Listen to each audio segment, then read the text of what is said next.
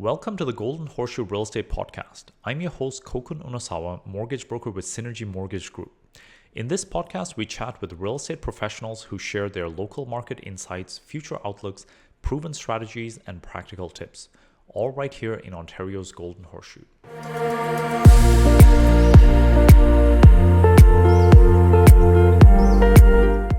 Awesome. So we have Kim Robinson here. Kim is a real estate broker at Coldwell Banker.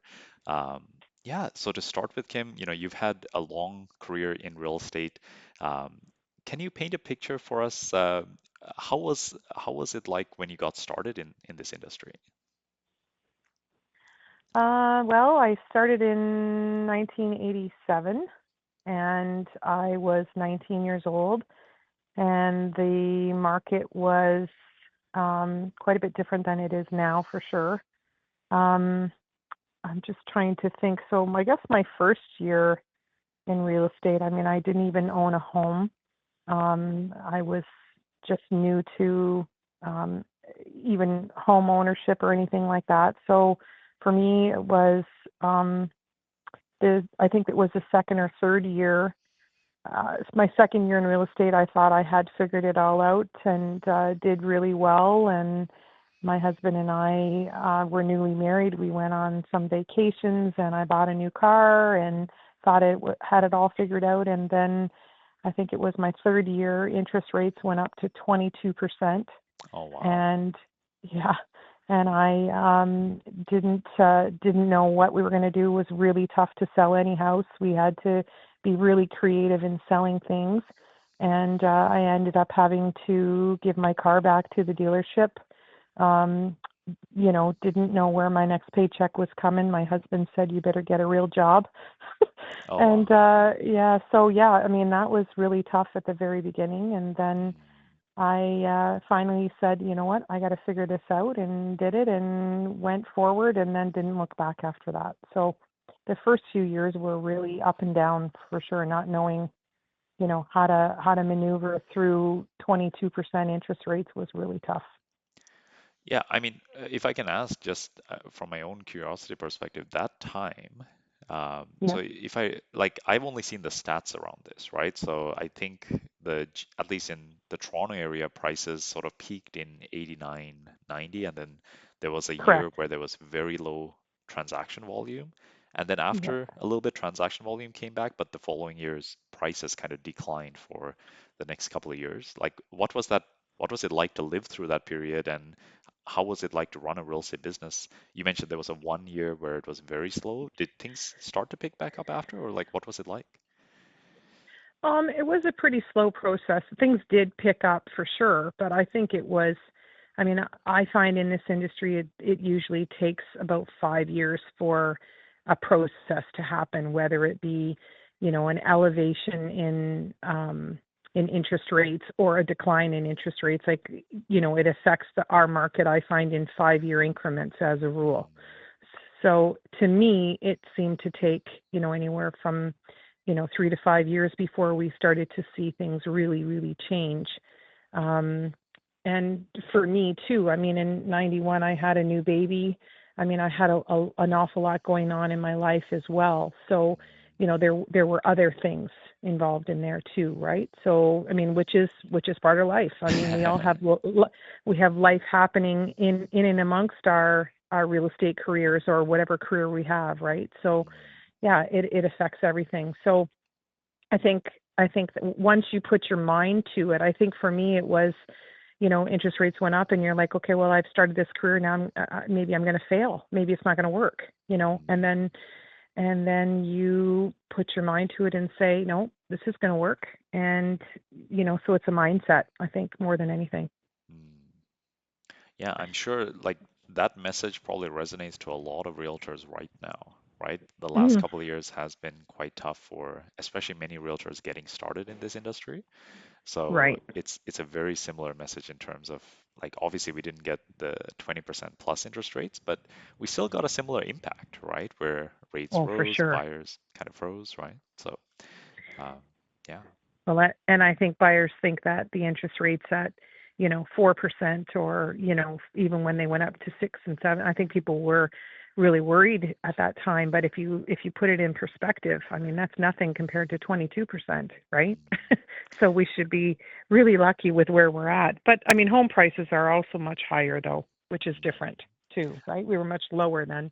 So what were the conversations back then? So when rates went to those prices, like obviously you mentioned the home prices were lower, so were there cases of people walking away from homes because the payment had gone too high, or like what was the situation like back then? Yeah, absolutely. That was part of it. But I mean, the only way that we could get, if I had your house for sale and another house for sale, the only way that I could get someone to buy your house over the other was the owner had to buy down the interest rate.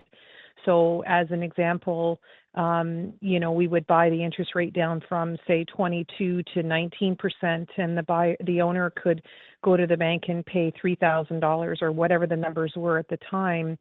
um, they would pay $3,000 to the bank, buy down the interest rate, and then we could offer to any potential buyer, we could say, you come and buy our house because we're offering it at 19% versus 22%. Ah, interesting. Yeah, so that was the only way that we could really become creative, because it really didn't matter, reducing the house or something of that nature really didn't matter. I mean, it really didn't help the public. The only thing you could do was to help their payments each month. So that was the way we got creative. Yeah. So, back then was it was very very tough to get a sale to happen. So, that was all we could do, really. We were just kind of surviving. Mm. And you said it was around like a 5-year increment before you really saw things changing, right? So was it around 95, or when did you start to see a more normalized market after that? Probably 93, I would say. I would Okay. say 93 things were a little bit better. So yeah, maybe a little bit less than 5 years, but then, it took 93 to 94 in there, I think, when things got a little bit um, definitely easier in the market. We didn't have to do that kind of thing. Interest rates came down. I mean, I remember a time right in there where my husband and I got a 10-year mortgage term because the interest rates were something like 10%, and we thought it was just wonderful.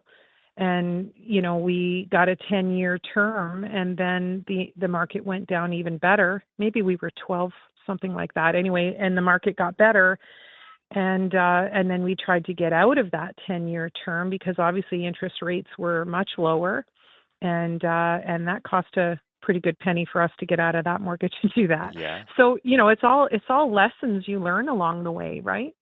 Mm. Yeah. I mean, nobody can really predict what's going to happen in the future. I wish we all could, but I mean, even during COVID, for example, I mean, I really thought that I was going to have to end my career. I mean, nothing was happening. People didn't want to go in houses and wear masks, and I remember vividly thinking, this is it. We're done, and it was the polar opposite to that. I Yeah. mean, things went absolutely berserk and crazy, and but who could have predicted that? Mm. So it's definitely challenging, not knowing what's going to happen next, and when you live on straight commission, right? So Mm. that's that's my take on it anyway. Yeah, yeah, no, it's a great insight. So, okay, so let's continue down this sort of memory lane here, right? So you start at 19, first couple of years you started doing well, but then things really took a turn, just the market. You bought this car, you had to give this car back. You had a kid in 91. You bought your Mhm. first home in and around this time, or just before, just after? Right, it would have been right around 80, 88 when we got the home. My husband and I got married in 88, and so we had Okay. a home then. And then we would have bought. So he had a home when we got married. We sold that home and bought our first home together. It would have been in 1990, I think it would have been somewhere around there, because then my son was born in 91. So it would have been about 1990 when we purchased Okay. our home in Fawn Hill, and it was the same sort of scenario. But that was when we bought the home, but we bought my car, had to give back my car, owed 10,000 on my visa, the whole gamut of what have I done? Mm, And that's another thing in this business that I think, that we can talk later about that. But I mean, I don't think realtors anticipate how costly it is to be a realtor and how much money you should really have saved for your first couple of years, because even if you get into it and you're fortunate enough to sell a property within the first few months, you don't get paid right then. You got to wait for that deal to close, which could be another couple of months. And I don't think they anticipate the timing of all of that, and that the expenses keep coming in every month, whether you have that money coming in or not. So it's really easy to get stuck behind the eight ball where you owe 10, 20,000 in a blink of an eye, and you're behind before you start. So yeah, it's definitely something you got to think about when you get into this business. yeah, yeah, and it's not just real estate, right? Any sort of commission, Sure. sales, I guess any kind of business where you're starting from scratch, where you don't have an existing client base, you don't have like you're building something from nothing, and it makes sense that it should take time, but people don't. We go into any new adventure with rose-colored glasses, right? We expect it Sure, to sure. to work out well. Um, Yeah, so, I mean, is it fair to say that when you and your husband bought your home, that was kind of the peak then, right? Around yeah. 1989, 1990. What were the emotions in the following years? Like, I assume you saw prices around you decline. Like, what was that? What was that like? Well, we just as an example, we bought a house on in Fawn Hill, and we bought it, and the people were losing. They were moving to the States, and they were losing this house. So we felt we got a really good deal, and I think at the time they were. I mean, I'm not sure if I should say numbers or not, but I think at the time they were asking something like, I don't know, 230, 250. And the realtor, I worked in the same office as her, and she came to me and said, "Listen, like, these people are asking me to reach out to anybody, they really need to sell. They're looking even for a ridiculous offer." And at the time, we said, "Okay, well, we offered them 200 and figured there's no way that they're going to accept our offer." And they did. And so we were kind of in shock, at the time. I mean, I know 200 now seems like peanuts, but back then, it certainly was a lot of money for us. My husband we sold his house, I think at the time, for 155. And, once again, we had 10 acres in the country. And I mean, it's worth a heck of a lot more than that now. But that just gives everybody a bit of a perspective as to what values were at the time. Mm, And then anyway, go fast forward a year or two later, and we sold that house and moved to another. Excuse me. And I think we bought it for two, and I think we sold it for 215 or something. Like, we just barely broke even with mm, what we bought, and commission and legals, and we put some money into the house as well. So we sold it somewhere around there, the 215, 220 mark, and we would have just broke even. So, and the next house we purchased was the same sort of scenario. We bought a house that was under power sale. We went in, spent a bunch of money, repaired things that were wrecked in the house because it was power sale. And the same scenario, a year or so later, we sold again. We were trying to increase our equity, and the same sort of scenario, we just broke even. So it wasn't until many years later that the market really picked up and your equity became that much larger. mm, So we've I think in total we've probably bought and sold 11 or 12 times, and we did that for the purpose of going in, renovating, and trying to make money. But at the beginning, we certainly didn't, and that was a big difference in the market then versus now. mm. Things are leveling out now, but they're so much higher than what they were back then. I mean, I guess Absolutely. it's the same story, right? I mean, you can tell your parents who've lived in their house for the last 30, 40 years, and they're going to tell you they bought theirs for 40,000 and it's now worth 500,000, right? So Mm. it's all relative, but yeah, definitely things were different then. Yeah, but in a way, you guys had to work hard to stay in the same place, even, right? Because if you had just bought the first Absolutely. home and stayed there, you may have been down on it after the first couple of years, but Yeah, yeah, yeah. you kind of moved through a few homes, tried to build value to kind of stay in the same. So what was the first home where you made a good sort of increase in equity? Was it many years later or was it Yeah, shortly after? yeah. It would have been, so we moved um from Fawn Hill. We bought a place in Welland, and then the next place after that we went back to Fawn Hill, and that would have been our best increase there. Now that particular house was a brand new build that a builder was in the same position. The builder was had been hanging on to the house for 2 years, and we got into a situation where we got really good value, and we stayed there. That was one of the other things. We stayed there one of the longest. We were there for probably 8 or 9 years there, and the kids were going to school and stuff there, and we did a bunch of renovations to that house, and that would have been our best increase there, where we increased our equity. And then from there on, so that would have been um, roughly, goodness, 2000, something like that, 2005, somewhere in there. Um, I'd have to really think about what the year was, but I mean, my kids were in school then, and that would have been our very first. And then several after that we did well with. But my husband and I always do, very hard renovations. Sometimes, changing kitchens and bathrooms and removing walls and things like that. So I mean, we did a fair bit of renovations, but we started to do well then. So it was many years later before we saw an increase. If you think, Mm. from 1988 to, so 12 to 15 years later. Wow. Wow, that's quite Mm. that's quite a lot of time to, because I know how it is. Any renovation takes work, especially if it's your primary residence, if you're living through it to a certain degree, like it's never easy, right? For So, no, for sure.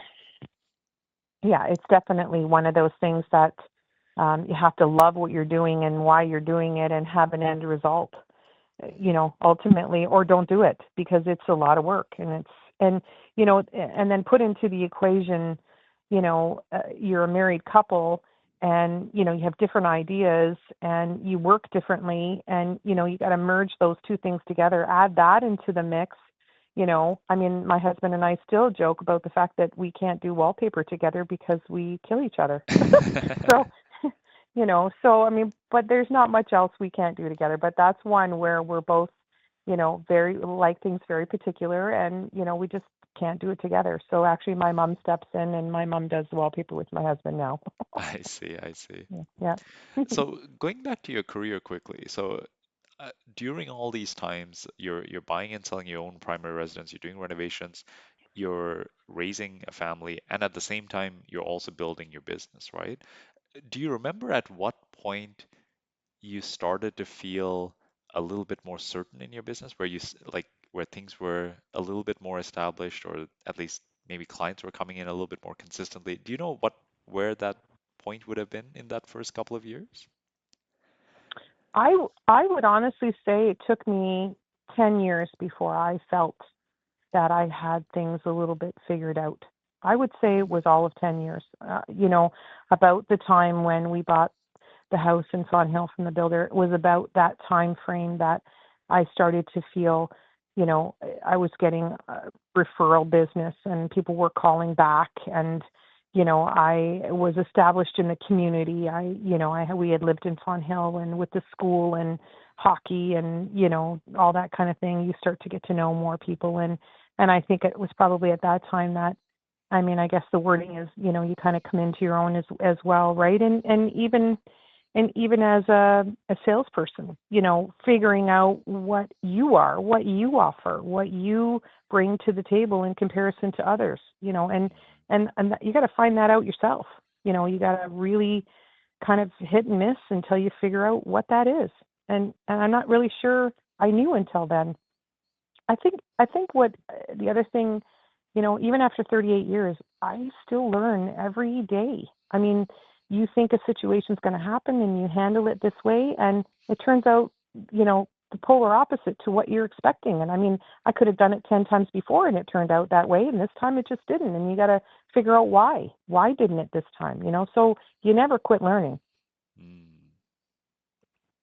Yeah, I mean that's an incredible message, right? Like I think despite having the experience that you have, like you always still get surprised. Things always seem to come up that that never happened before, but when they happen, Right. you have to deal with them, right? So Yeah, yeah, for sure. It's an interesting career. Um, Definitely. I mean, you're dealing with people at their highest emotions, right? I mean, they're selling their family home, or they're going through a marriage breakup, and they're emotional. I mean, there's not always all logic you're dealing with. It's many of them, most of them is emotion. yeah, So that makes it tough. yeah, absolutely, absolutely. Okay, so continuing down this journey here. So you start off as a 19-year-old uh, real estate agent. And, my prior life when I was a realtor, I started when I was 22, I think is when I got my license. Or I got my license shortly before and I went full time at 22. Mhm. And I still remember the two scariest questions any client could ask me. One was like, how long have I been in the business? Which is, I Yeah. just got my license. And the second is, how old are you? Because there was no Yeah. way I could answer either of those two questions where the client felt more confident in me than before That's they right. asked it. That's right. 100%. And that is exactly what I dealt with as well, being 19, and people would ask those questions, and quite honestly, I mean, the only thing I could do was to be vulnerable and say, "You're absolutely right. I've only been in the business a year, or whatever the case was at the time, and I can tell you, the thing that I offer is." I have the schooling, I have the knowledge, and I am very eager because I have a car payment to make.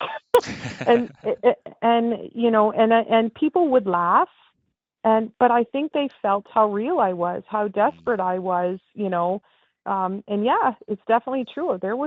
I was definitely desperate. I mean, please deal with me, because, and I guess that's the scenario for me is, when you get to the point where you don't have to beg, borrow, and hope for the best, it does get a little bit easier, at some point in your career, and I'm glad I'm not back there yeah, at yeah.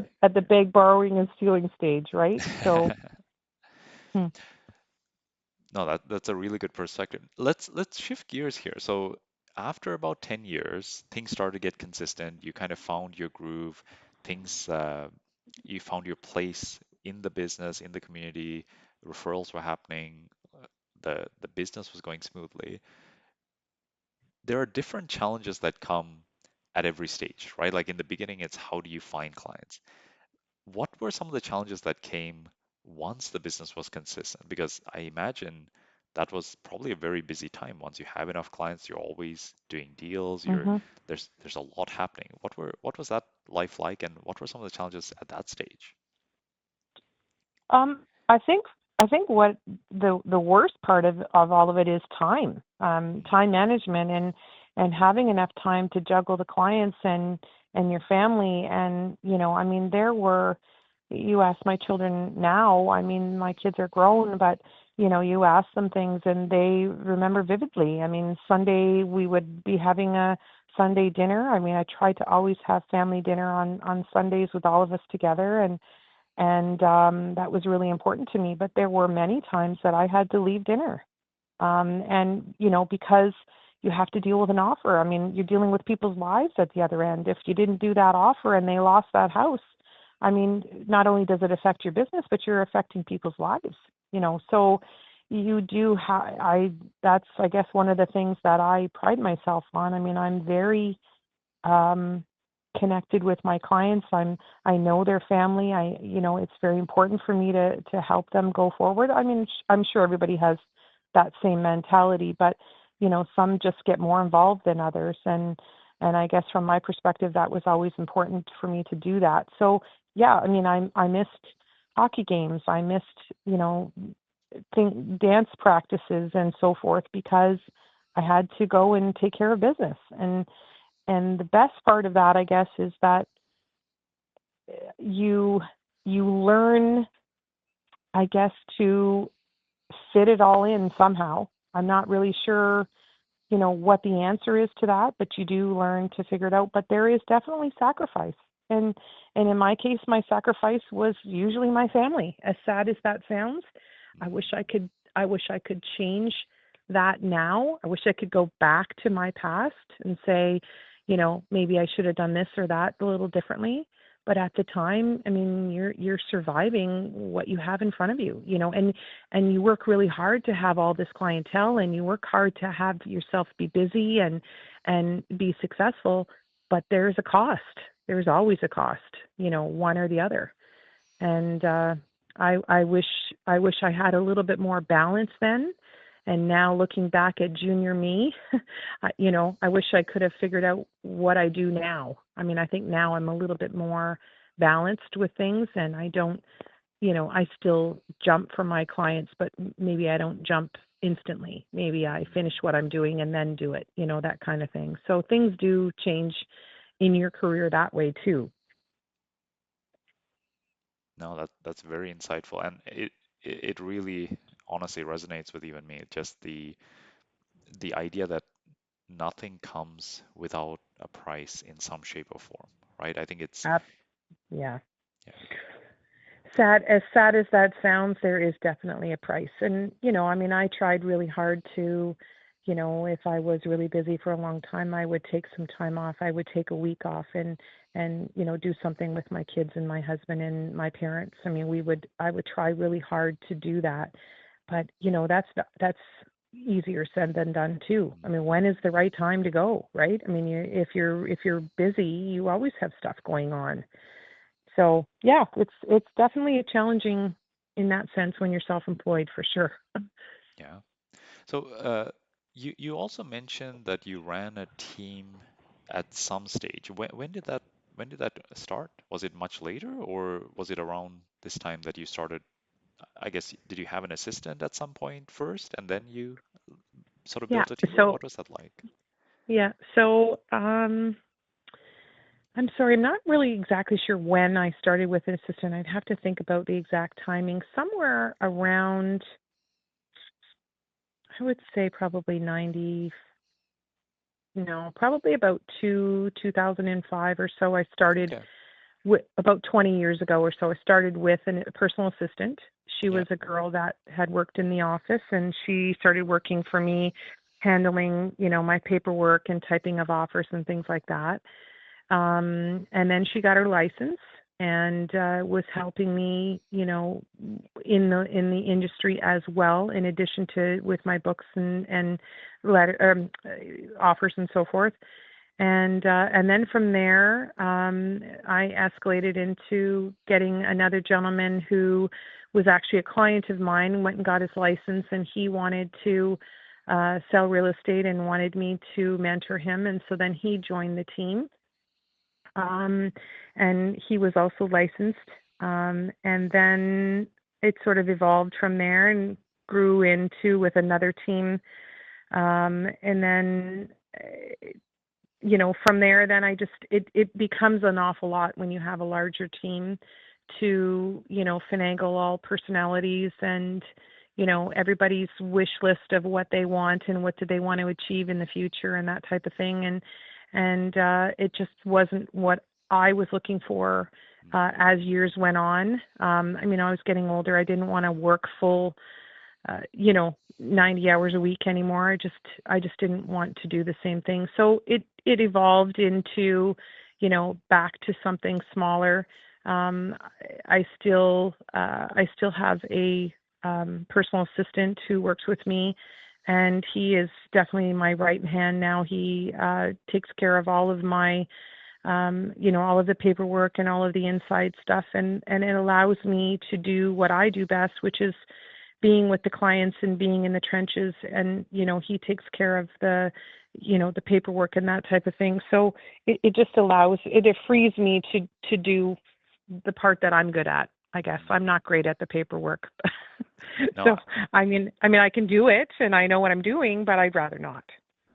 yeah, absolutely, absolutely. I think, if someone were coming to you around that stage, would you say hiring an assistant is one of the things that you can do in this business that can add a bit more balance and a bit more capacity. Like, of course, it Two, helps you. 200, yeah, 200%.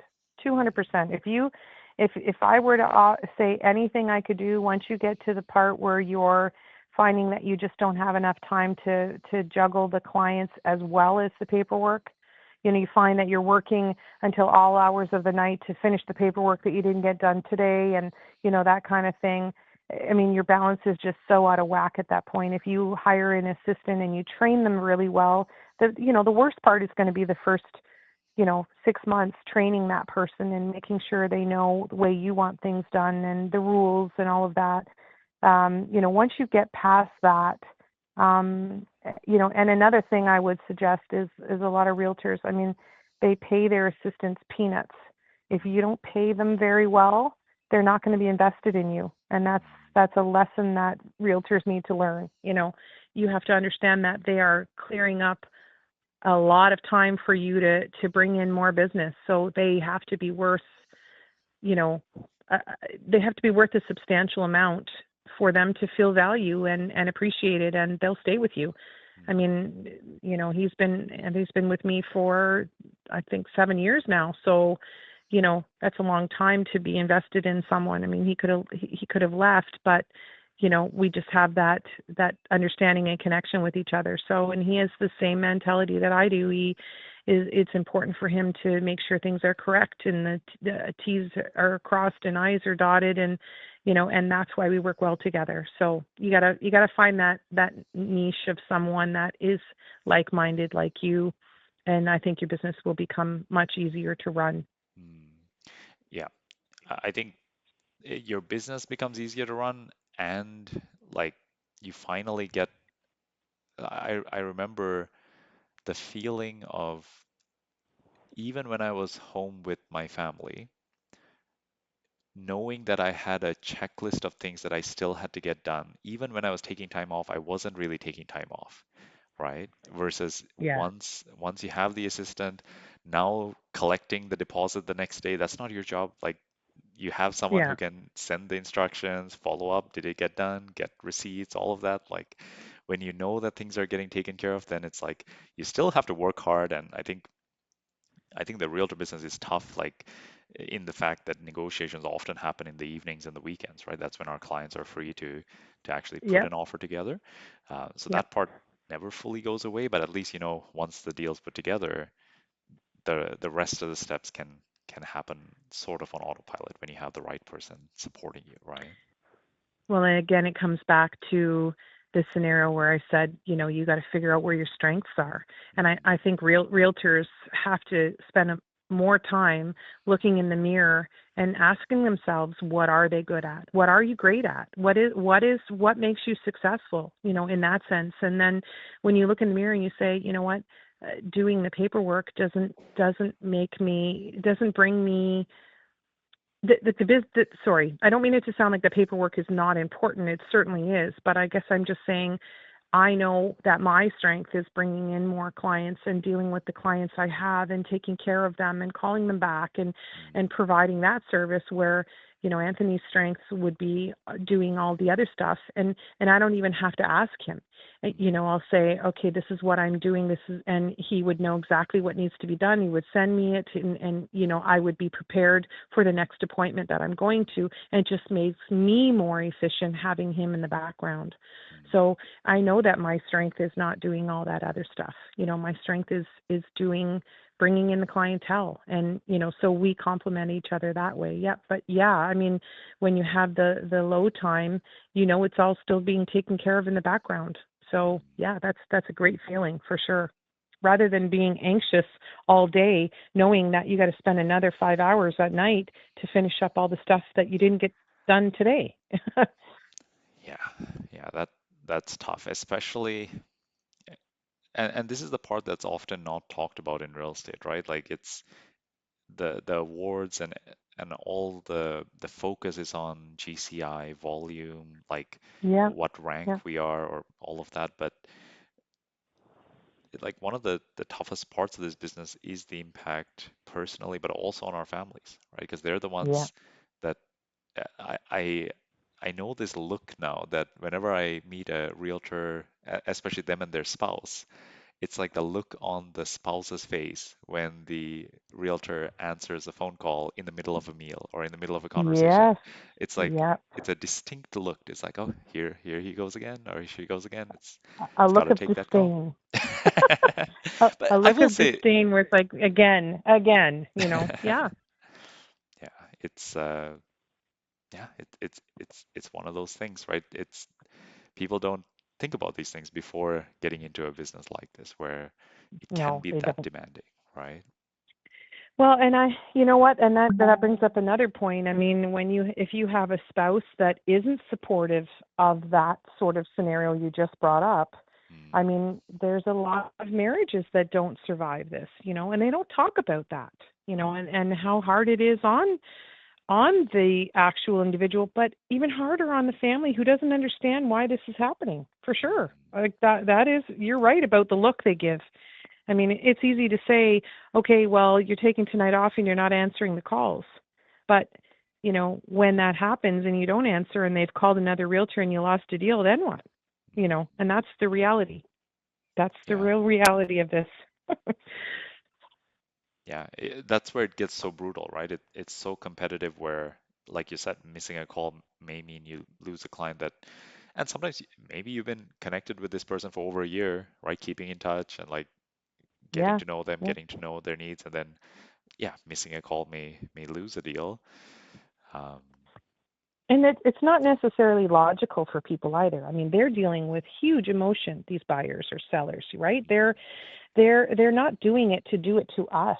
I mean, mm, certainly take it personally, but they're not doing it to us. They're in survival mode too. Maybe their house is sold and they have to find something, and they're worried about their family and not having a place to live. And so you didn't call them back, and that's all they see. So, anyway, it's a thing you learn the longer you're in, that people don't necessarily do it to you directly. It just it's just they're dealing with their own emotion at that time, right? mm. So I think that is probably a much broader life lesson than we realize that how often do people hurt us, but it's not them trying to hurt us, but them looking out for themselves or trying to correct. do what they feel is best for them. And then obviously the impact is that they may hurt us, but it may not be that intentional. And it's Yeah, 100%. I don't think that the world has people that are. I think it has less people that are intentionally out to hurt others. I mm, think there's less people like that. I like to believe that anyway. Maybe I'm wrong, but I think there's more people in this world that, really are kind. And I have so many clients that would actually now at this stage in my career will say to me, you know what, Kim, don't worry about this. It's Sunday. Be with your family. Stay with your mm, family today. Let me know on Monday. And they go out of their way to make sure that I don't have to do it, that day. And I love that about it. We have such a trust with each other that they know come Monday morning they're going to get that information, or they'll probably get it Sunday anyways. But the fact that they do that just makes me feel great that they're mm. understand and acknowledge the fact that I have a family, that I have another life besides real estate, which is great. So Yeah, no, that's awesome to hear. And but it does take time, right? That those relationships and that level of connection yes, that you have with your clients was not something that you can rush, so to speak. Like it's impossible to expect that to happen from day one, right? So yeah. So let me ask you yeah. if there was one something, I guess we've talked a lot about things, your journey and a lot of this is personal, but if there was one personal message you could share based on sort of your life experience, maybe it's to your younger self, maybe it's to, one of your kids or just a younger person who comes to you for advice. If there's one life lesson you could share, what would it be?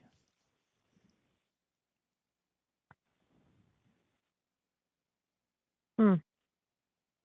I guess my lesson would be to love yourself, to love yourself enough to say, my like for me, I really tried after so many years in real estate and after my husband said to me, when you're with me, you're not really with me because your phone's going off and you're looking at your phone and, you're involved in that deal rather than the conversation with me. And, until my husband or my kids would have said to me, Mom, like I'm trying to talk to you and you're on the phone and you're looking at your phone and you're waiting for that phone to go off. And you don't realize that you're doing that because you're so involved in your job. You don't realize you're doing that and what it does to the others. And I guess for me, when they both, when my kids and my husband said that to me, I started to say, you know what? I'm taking a day, an evening. This is our date night, whether it be Thursday night or Friday night or whatever it was. And I turned my phone off. And for several hours of that night, I spent that with my husband. And I tried to do the same thing with my kids. Okay, it's Sunday afternoon. We're going to go to the movies, and I'm going to turn my phone off while we're at the movies. And I gave them that one-on-one attention, and I feel like that was important and with things, if I could teach anybody to do that. Make sure you do that. And I think that's where, looking at yourself and loving yourself says, you know what, if I lose a deal because I've spent 2 hours at the movie theater with my kids, then so be it. I can live with that. If those people couldn't wait 2 hours, then I don't necessarily want them anyways. As negative as that sounds, I mean, 95% of the other time, I give everything to my clients and drop everything for them and do that. And for those special times that I'm with family or my parents or whatever it would be, that's what I've learned. If I could teach anything to anybody, it would be make sure you take those times at any cost because your career will be here. You're going to be successful. Those people are going to have great relationships with you. You're going to love them. They're going to love you. But at the end of the day, when you're gone and you retire, they're not going to remember you anymore. You have your family, your husband, your kids, your parents, whatever at that time. Then what? If you've pushed them away all the other years, what are you going to have left? That's my take. My mom was a realtor for many years, 25 years, I think, and my mom retired, and I took over her clientele for her. And it's interesting her perspective now, many, many years later, saying to me, Kim, it wasn't even 5 years and those people didn't remember me anymore. And she's right. You think they're everything, and they are at the time, but your family is the most important thing you can have. Yeah, that really resonates. And yeah, I think I heard it said once, like no one's gonna remember more in a context of someone working sort of a corporate job, right? Like all your Yeah, yeah, coworkers are not gonna remember that you stayed at work late, right? that's That right. you That's right. worked extra hard to finish a project or whatever it was. But your family will remember that you weren't there for dinner or you weren't there in that moment when like when they needed you, right? So it Yep, yep, yeah, no, for sure. honestly, like this message, uh, I hope it hits home with the people who listen to this, but it definitely hits home with me because I'll share that the one message I've heard from many, um, and maybe it spoke to me a little bit more because it was generally older men that I kind of looked up to. I thought they were successful, especially when I was younger. I was always inspired by seeing, someone who had been a bit more successful and hearing them repeatedly say, like, I wish I spent a little bit more time with my children, especially when they were Yeah, young. Like that yeah, that message, like I didn't fully stuck with you. understand before I had a kid, but I made it this mission of like, okay, like before I had my first child, like let me try to learn from what they're sharing here. And I think when I had my first child, I was working with Ryan from our office back then, and it was amazing. He really helped us out during those first couple of months. I basically asked him, hey, just take care of all my clients. I just want to take some time with my family, right?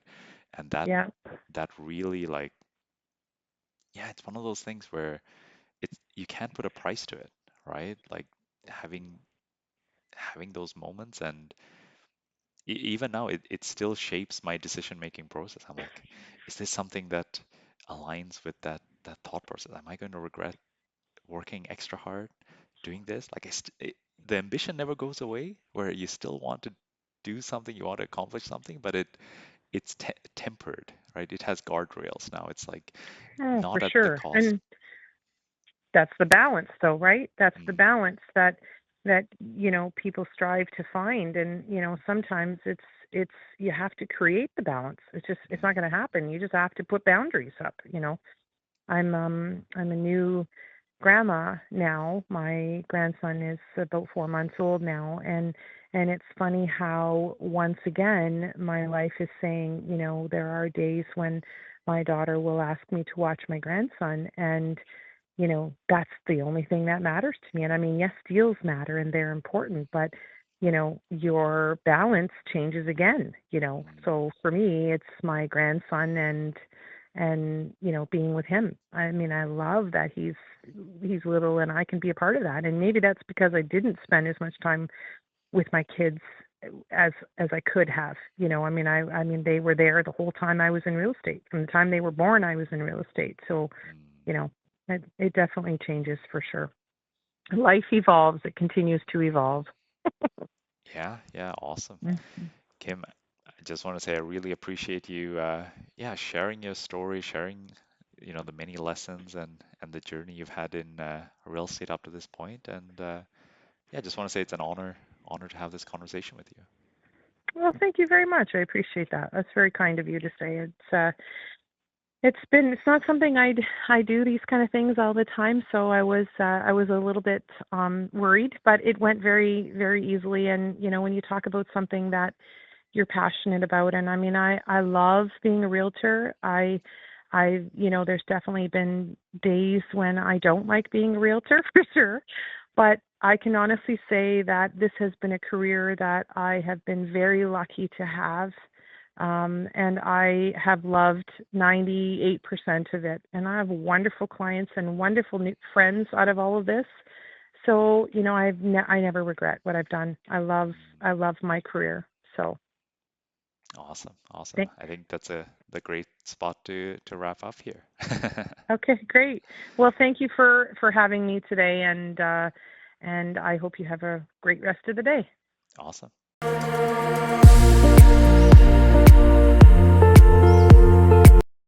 And I think that's where, looking at yourself and loving yourself says, you know what, if I lose a deal because I've spent 2 hours at the movie theater with my kids, then so be it. I can live with that. If those people couldn't wait 2 hours, then I don't necessarily want them anyways. As Mm, negative as that sounds, I mean, 95% of the other time, I give everything to my clients and drop everything for them and do that. And for those special times that I'm with family, or my parents, or whatever it would be, that's what I've learned. If I could teach anything to anybody, it would be make sure you take those times at any cost, because your career will be here. You're going to be successful. Those people are going to have great relationships with you. You're going to love them. They're going to love you. But at the end of the day, when you're gone and you retire, they're not going to remember you anymore. You have your family, your husband, your kids, your parents, whatever at that time. Then what? If you've pushed them away all the other years, what are you going to have left? That's my take. My mom was a realtor for many years, 25 years, I think, and my mom retired, and I took over her clientele for her. And it's interesting her perspective now, many, many years later, saying to me, Kim, it wasn't even 5 years and those people didn't remember me anymore. And she's right. mm. You think they're everything, and they are at the time, but your family is the most important thing you can have. Yeah, that really resonates. And yeah, I think I heard it said once, like no one's gonna remember, more in a context of someone working sort of a corporate job, right? Like all your Yeah, yeah, coworkers are not gonna remember that you stayed at work late, right? that's That right. you That's right. worked extra hard to finish a project or whatever it was. But your family will remember that you weren't there for dinner, or you weren't there in that moment when, like, when they needed you, right? So it, Yep, yep, yeah, no, for sure. honestly, like this message, uh, I hope it hits home with the people who listen to this, but it definitely hits home with me because I'll share that the one message I've heard from many, um, and maybe it spoke to me a little bit more because it was generally older men that I kind of looked up to. I thought they were successful, especially when I was younger. I was always inspired by seeing, someone who had been a bit more successful. And hearing them repeatedly say, like, I wish I spent a little bit more time with my children, especially when they were Yeah. young, like that Yeah. that message, like I didn't fully Stuck with you. understand before I had a kid, but I made it this mission of like, okay, like before I had my first child, like let me try to learn from what they're sharing here. And I think when I had my first child, I was working with Ryan from our office back then, and it was amazing. He really helped us out during those first couple of months. I basically asked him, hey, just take care of all my clients. I just want to take some time with my family, right? And Yeah.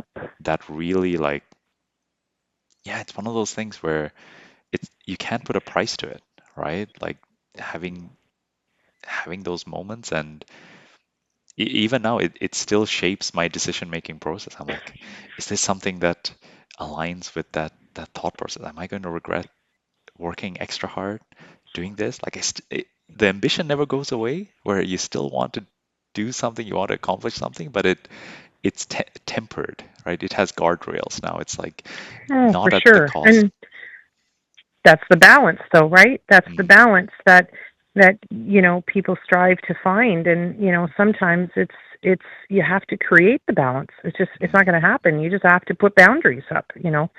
I'm a new grandma now. My grandson is about 4 months old now, and it's funny how once again my life is saying, there are days when my daughter will ask me to watch my grandson, and that's the only thing that matters to me. And I mean, yes, deals matter and they're important, but your balance changes again. mm, So for me, it's my grandson and being with him. I mean, I love that he's little and I can be a part of that. And maybe that's because I didn't spend as much time with my kids as I could have. I mean they were there the whole time I was in real estate. From the time they were born I was in real estate. So, mm. you know, it definitely changes for sure. Life evolves, it continues to evolve.